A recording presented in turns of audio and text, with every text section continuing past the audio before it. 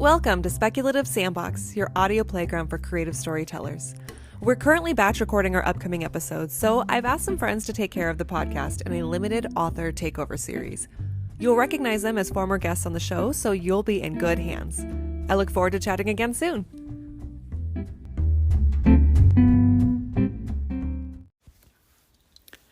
Hello, speculative sandboxers. This is Marsheila Rockwell. You might remember me from episode 6, where Vicky and I talked about dark triad personalities.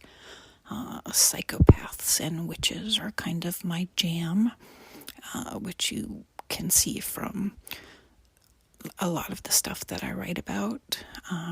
My husband and I, Jeff Marriott, and I wrote a book called 7 Psychos, which is all about psychopaths versus zombies and is set entirely in the Phoenix area. So that one was kind of fun. My latest book that's out right now is called Sisters of Sorcery. It's a Marvel book and features Clea, Agatha Harkness, although not the Agatha Harkness from WandaVision, the one from the comics. Also, Elizabeth Two Youngman, better known as Talisman from Alpha Flight, and Margoli Zardos, and a few other people make cameo appearances. But obviously that's the witches part of my jam. And I am currently working on another book for Marvel. This is hopefully going to be the first book in a new line of theirs based on the Marvel Zombies comic books. And my book is going to be called Marvel Zombies: The Hunger. And it's going to feature Zelma Stanton, who is, for those of you who aren't like super hardcore Marvel Comics nerds, you probably still know who Doctor Strange is. Zelma is Doctor Strange's librarian and apprentice, so she's a witch, check mark. She will be teaming up with Nico Minoru, who is also a witch. Elsa Bloodstone, who is a monster hunter extraordinaire, and everybody's favorite merc with a mouth, Deadpool. So that's been a lot of fun to write. I'm actually still working on it, but you can look for that in your local bookstores in August of this year, 2023. Those last 2 books that I mentioned are what we call media tie-in books, and that's actually what I'm going to talk about today. In episode 12, Vicky and Matthew Brown talked about shared universes, and that's kind of is related to tie-in fiction. They are shared universes in that multiple people write in them, but their episode sort of focused more on the subject from a reader/viewer perspective, and I'm going to give you the writer perspective. So one of the things that I have often heard as a tie-in writer is that, oh, you're getting paid to write fan fiction. So right off the bat, I want to define tie-in fiction. Tie-in means that it ties in, I did air quotes, I know you can't see that, to an existing property, whether that be comic books like my Marvel books that I'm writing, a movie property, a television show, even other books. But the point is it ties into an existing intellectual property, and the writer does not own that property. So everything that's done as tie-in fiction is what we call work for hire. So when you write tie-in fiction, you don't own the copyright to the characters that you are writing about. So obviously I wouldn't own the copyright to Deadpool or any of those characters. But if I created some minor character in the book and just a side character with no powers, but they were funny or whatever, everybody loves to hate, whatever, it wouldn't matter who or what that character was, it wouldn't belong to me. I couldn't then take that character out of the Marvel books and use it in my own creations. That character would no longer belong to me. It would never have belonged to me because the copyright to those books belongs to Marvel, the IP holder, the intellectual property holder. So the difference between tie-in fiction and fan fiction is that tie-in fiction is authorized by the intellectual property owner, and tie-in fiction writers get paid for what they do by the IP holder, as opposed to fan fiction, where people are writing it solely for the love of it, the love of the property. They aren't usually approved by the IP holder. I know that's not true in every case, but in the majority of cases, and they don't get paid for writing it. So that's the big difference between tie-in fiction and fan fiction. So the other thing that I hear a lot is that tie-in fiction is derivative and only hacks write it. It's for people who can't write their own original work. And, all of that is BS. I will tell you, Kevin J. Anderson, who writes his fair share of tie-in fiction and also his own original fiction, and is a very well-known and respected writer in the science fiction fantasy genre, has said that, back in the day, in the 70s, that novelizations and tie-in books were often very bad, and they were written under pen names for a quick buck. And that was just the way the business used to be back then. But that was back then. Nowadays, you have Hugo and Nebula winning authors who are writing tie-in fiction. You have people like Vonda McIntyre and Greg Bear, and more recently, Rebecca Roanhorse wrote a Star Wars book, and she's written some of the Marvel comic book characters, the indigenous characters, and you see that a lot because writers are fans of these properties too, and they jump at the chance to be able to write about characters that they love in worlds that they love. Just because they are a New York Times bestselling author doesn't mean that they aren't still fans of things. So the point is that if you have a New York Times bestselling author writing tie-in fiction, to me that says that the quality of fiction that you're getting in tie-in fiction is just as good as any original fiction that you'll find out there. Also, keep in mind that these are multi-million-dollar franchises that we're talking about. Star Wars, Marvel. They're not just going to pay, any old hack off the street to write stories set in their universes and then put their stamp of approval on it. They're going to vet you and make sure that you actually know how to write a good story. So if you're one of those people who avoids tie-in fiction because you think it's probably not going to be very good. I would like to assure you that that is not the case, that the people writing tie-in fiction today are top-notch authors, and they will. I mean, obviously, I haven't read every tie-in book out there, so I could be wrong, but I do know a lot of tie-in authors. We have a professional organization, and I will tell you that, there are a lot of very good writers writing tie-in fiction.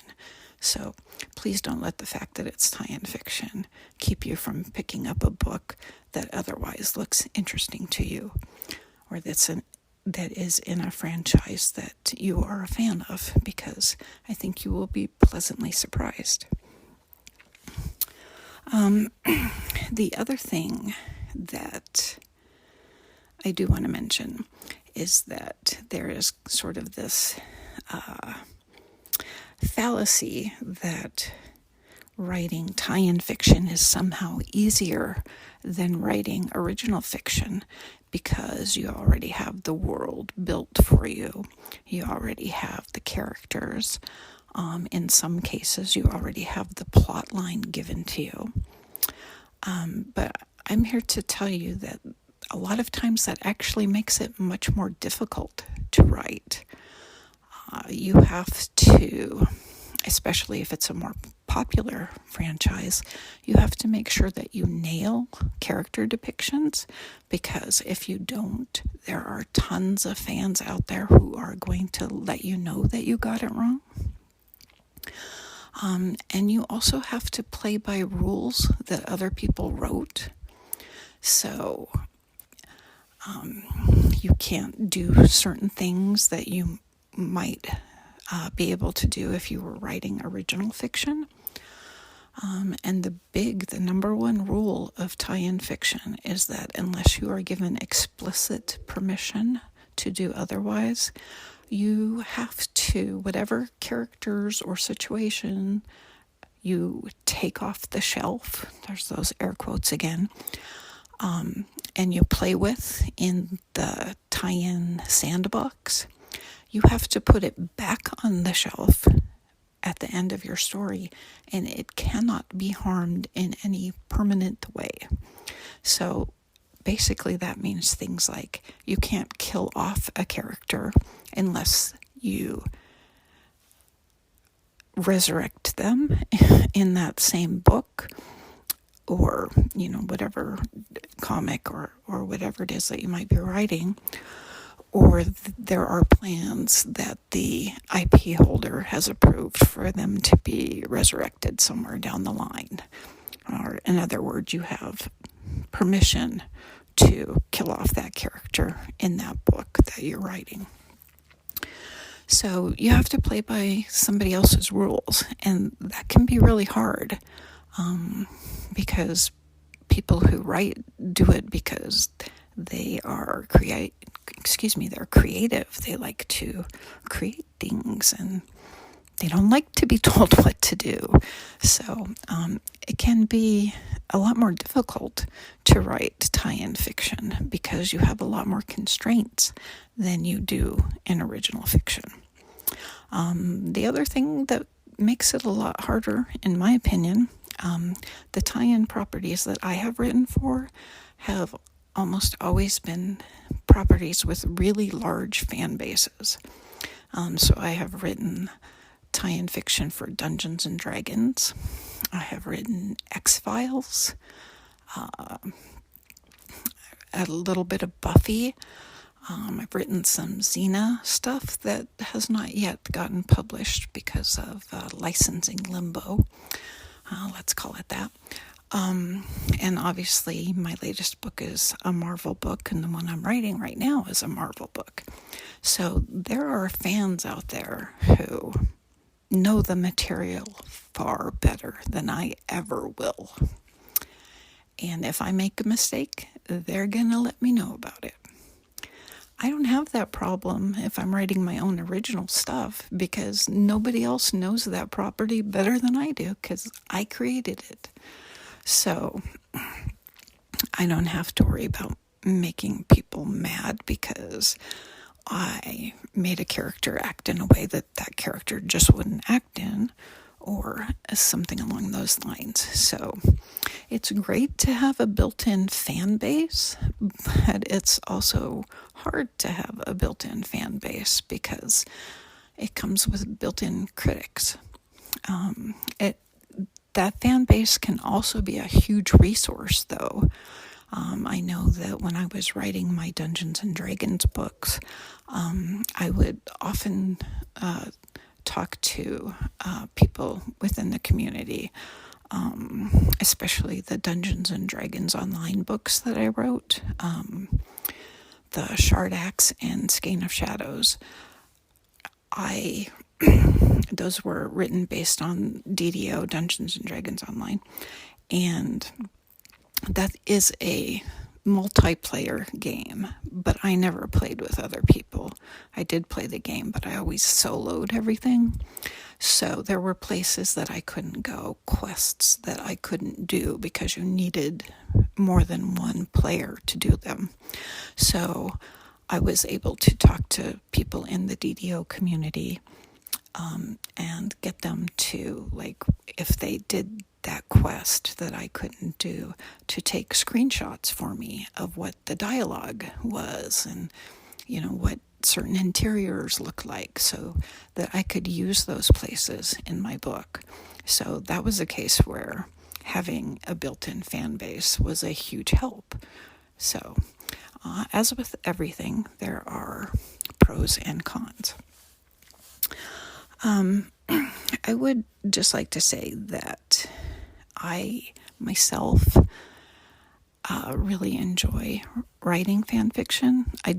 Or fan fiction, oh my goodness, tie-in fiction. I said that because I have notes down here, and I just glanced at the one that says, this is not paid fan fiction, and so that's why I said it. But anyway, I really enjoy writing tie-in fiction, even though it's got some constraints that make it harder, in my opinion, to write than original fiction, because, and I will tell you, this is probably why every other person out there who's writing tie-in fiction does it, because I love the properties that I'm getting to write in. I started playing Dungeons and Dragons when I was in 3rd grade, and I always wanted to be a writer, but my aspiration was never to write the great American novel. It was to write D&D books. So when I got the opportunity to do that, I was over the moon. I was just thrilled because I loved the property. When I got the opportunity to write witches, Marvel witches, amazing.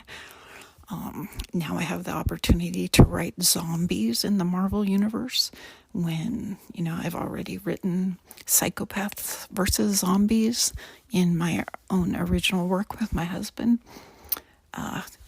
bringing a more horror feel to the books in the Marvel line, which I usually write things that are darker, and I write a lot of short stories and poetry that are dark fantasy and horror. So to be able to bring that sensibility to, this property that I love, it's amazing, and I'm so grateful to have the opportunity to be able to play in these sandboxes. And I hope that you all have a wonderful, successful, and prosperous, healthy, happy 2023. Thanks for listening to me ramble. And thanks to Vicky for letting me fill in for her.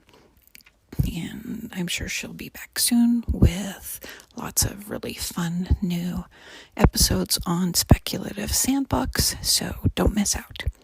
Bye.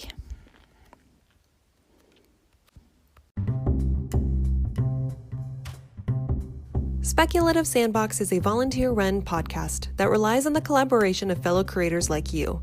Join the conversation and participate in fun polls and questionnaires on TikTok, Instagram, and Twitter. Interested in being in a future episode? Our DMs are open, or you can email speculativesandbox@gmail.com.